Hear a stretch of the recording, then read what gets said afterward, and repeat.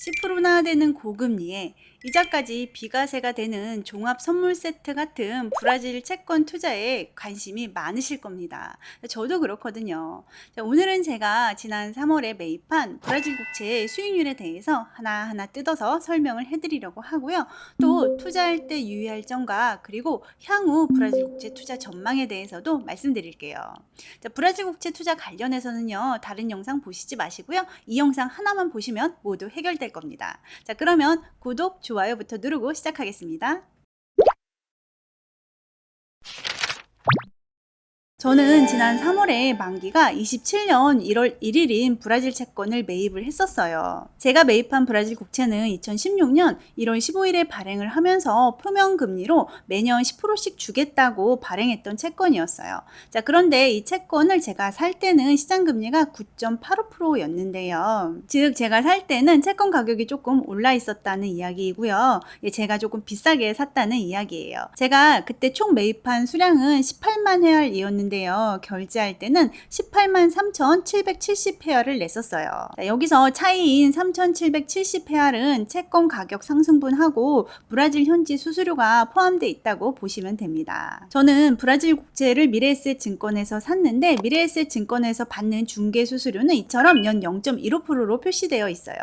자, 이는 매입할 때 별도로 잔여 기간에 대해서 한꺼번에 납부를 했었습니다. 즉 저는 원화로 계산을 하면 채권 가격 상승분과 현지 수수료를 한 100만 원 정도 냈고요. 그리고 증권사 수수료를 21만 원 정도를 내고 브라질 채권을 매입을 했었습니다. 증권사 수수료 외에 모든 비용을 합해보니까 비싼 감이 있지만 그래도 연 10%를 주니까 매입할 만했다고 생각을 했었고요. 1회알당 270.65원 환율을 적용을 해서 원화로 계산을 하면은 총 4,978만 9천 원과 수수료 21만 원까지 해서 총 5천만 원을 투자를 했었죠. 5월 17일 기준으로 증권사 앱에 들어가서 평가 금액을 한번 보여드릴게요.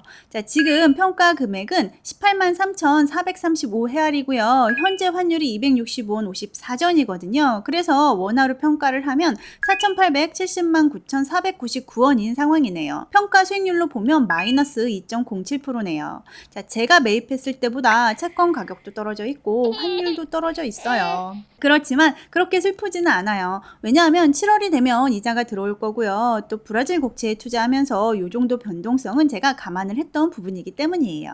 자, 말씀드린 것처럼 제가 올해 이제 3월에 투자한 이후에 헤아론 환율도 약간 하락을 했고 브라질 채권 가격도 하락을 한 상황이에요. 자, 우리가 브라질 채권에 투자할 때는요, 딱 두 가지 경우가 우리한테 유리한데요. 첫 번째로는 헤아라가 강세로 가야 돼요. 자, 우리로 치면은 헤아론 환율이 상승해야지 우리한테 유리하고요. 자, 그리고 브라질 국채 10년물 수익률이 하락해야 좋은 성과를 얻을 수가 있어요. 이 두 가지가 다 좋거나 아니면 하나만 좋아서 좀 보완을 하거나 그랬어야 되는데 지난 3개월 동안은 두 가지 모두 반대로 움직였던 거죠. 자, 여기서 팁을 하나 드리자면요. 지금 들어가시는 분들은 저보다 2% 더 싸게 들어가시는 겁니다. 제가 2% 하락했다고 그렇게 슬퍼하지 않는다고 말씀을 드렸는데요. 또 그 이유가 10년 동안 브라질 환율과 브라질의 10년물 국채 수익률을 보면요. 지난 3월에 이 영상을 통해서 의견을 드린 대로 브라질 환율과 채권 수익률이 안정적으로 움직이고 있어요. 파란색 헤아론 환율을 보면요. 거의 수평으로 움직이고 있네요. 그래서 현재까지 제 투자가 마이너스지만 여기서 더 하락하지만 않는다면 7월에 약 230만 원 정도 이자가 들어올 거고요. 지금까지의 손실을 한 번에 만회할 수 있을 것 같아요. 그것도 비과세로 말이죠. 브라질 국채 투자는요. 브라질 채권이 부도만 나지 않으면 브라질의 10년물 국채 금리는 솔직히 중요하지 않아요. 자, 왜냐면 첫 번째 이유는 브라질 채권을 만기 때까지 가져가면 중간에 채권 가격이 아무리 변하더라도 결국은 액면 금액을 받기 때문입니다. 자, 저 같은 경우는 2027년 1월 1일 이후에 18만 헤아를 상환받을 겁니다. 자, 이것을 채권 운용 전략에서는 만기 매칭형 전략이라고 하고요. 또 대표적인 소극적 전략입니다. 자, 이 영상이 끝나고 소극적 전략에 대해서 설명한 영상을 추천을 해놓을게요. 그 영상도 한번 같이 보시면 좋을 것 같아요. 그리고 두 번째 이유는 만기가 정해져 있는 채권이기 때문에 시간이 지날수록 듀레이션이 짧아진다는 겁니다. 듀레이션 하니까 조금 어려우시죠? 자, 듀레이션이 짧아진다는 말은요, 시장금리 변동에 따른 가격 변동 폭이 점점 줄어들고 액면가로 수렴된다는 이야기입니다. 그러면 브라질 국채 투자할 때 뭐가 중요할까요? 네, 그것은 바로 환율, 환율입니다. 브라질 헤아라가 강세로 가면 금상첨화지만 과거에 브라질 채권에 투자했던 분들이 큰 손실을 봤던 이유가 환율이 하락했기 때문이에요. 그래서 환율 전망이 가장 중요합니다. 국제 외환시장은요, 헤아론 시장이 없거든요. 그래서 달러 헤알 환율과 달러 환율을 사용해서 헤아론 환율을 계산해서 사용을 하는데요. 헤알과 우리 원은 달러에 대해서 거의 같은 방향으로 움직이기 때문에 브라질 달러 헤알 환율과 헤아론 환율은 거의 이처럼 반대로 움직입니다. 자, 헤아라 가치가 떨어지면 빨간색 그래프는 오르게 되고요. 파란색 그래프는 떨어지게 되기 때문이에요. 그래서 우리가 투자할 때는 헤아라가 급격하게 떨어지지만 않으면 된답니다.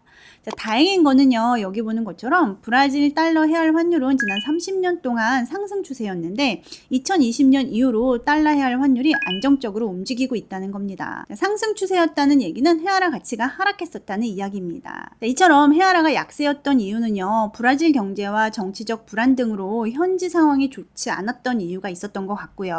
자, 이것이 브라질 국가 신용 등급이 투기 등급을 받은 이유일 겁니다. 브라질의 달러 헤알 환율은 2020년 이후로 안정적으로 움직이고 있는데 이 점은 꽤 고무적이라고 생각을 해요. 추가적으로 몇 가지 지표를 더 점검해 볼게요. 지금 보시는 그래프의 파란색 선은 브라질의 OECD 경기 선행 지수예요. 자, 분홍색 선은 달러 헤알 환율인데요. 꽤 오랫동안 약세를 보였던 브라질 환율도 OECD 경기 선행 지수가 상승하는 구간에서는 하락하는 경우가 많았고요. 최소한 크게 상승하지 않으면 안정적인 흐름을 보였었습니다. OECD 경기 선행 지수는 한번 추세를 타면 한동안은 그 흐름을 유지하는 경향이 있는데 브라질의 OECD 경기 선행 지수가 2, 3개월 연속으로 하락하는 모습을 보이면 그때부터는 헤아라 추세를 주의 깊게 관찰해 봐야 될 것 같습니다. 다행인 거는 현재 브라질의 OECD 경기 선행 지수가 100을 넘어서 계속 상승 중이라는 겁니다. 자, 일반적으로 OECD 경기 선행 지수가 100 이하에서 상승하고 있으면 경기가 회복되는 것이고 100 이상에서 상승하고 있으면 경기가 확장으로 간다고 해석할 수 있습니다. 자, 아직까지는 브라질의 경기는 확장 중이라고 볼 수 있을 것 같습니다. 자, 이 장표는 브라질의 GDP인데요. 자, 파란색은 브라질의 GDP, 분홍색은 달러 헤알 환율입니다. 자, 일반적으로 GDP는 전분기 대비를 보는데요. 이거를 QOQ라고 하죠. 자, 여기서는 전년 동기 대비 GDP 증감률, GDP YOY로 보겠습니다. 자, 저는 여기서 두 가지 특징을 발견했어요. 자, 첫 번째는 브라질의 GDP YOY가 마이너스 구간에서 하락 중일 때 달러 헤알 환율은 급격하게 상승한다입니다. 자, 두 번째로 발견한 거는 브라질의 GDP YOY의 하락 기간이 길어질 때 달러 헤알 환율도 완만하게 상승한다입니다. 자, 마지막으로 대외 경제 측면에서 브라질의 경상수지도 한번 살펴보겠습니다. 자, 여기 보시면 경상수지 적자가 심해서 깜짝하셨죠? 자, 그런데 브라질은 꽤 오랫동안 경상수지 적자국입니다. 자, 오히려 경상수지 흑자가 된 개월수가 이례적인 수준이죠. 2020년대 들어서는 경상수지에 대한 환율의 민감도도 많이 줄어들었습니다. 경상수지에 대한 적자분은 브라질 내 외국인 직접 투자로 어느 정도 만회를 하고 있는 모습이에요. 자, 오늘 내용이 좀 길었죠? 오늘 내용을 다시 한번 요약해 드리면, 첫째, 브라질의 개별 채권에 투자하는 경우 브라질 헤아라 환율이 매우 중요하다. 솔직히 브라질 국채 수익률 추이는 그닥 중요하지 않다. 둘째, 브라질의 헤아라 환율은 2022년 들어서 꽤 안정적이었다. 자, 셋째, 브라질 경기에 대해서 선행지수, 성장률, 대외자본 흐름 등을 검토해 볼 때 당분간 헤아라 환율이 약간 출렁일 수는 있지만 크게 하락할 것 같지는 않다입니다. 지금도 여전히 브라질 국채에 투자해도 좋다라고 의견을 드리고 싶고요. 너무 기간이 긴 채권보다는 잔여 기간이 3년에서 5년 정도 남은 채권을 매수하시는 것도 좋을 것 같습니다.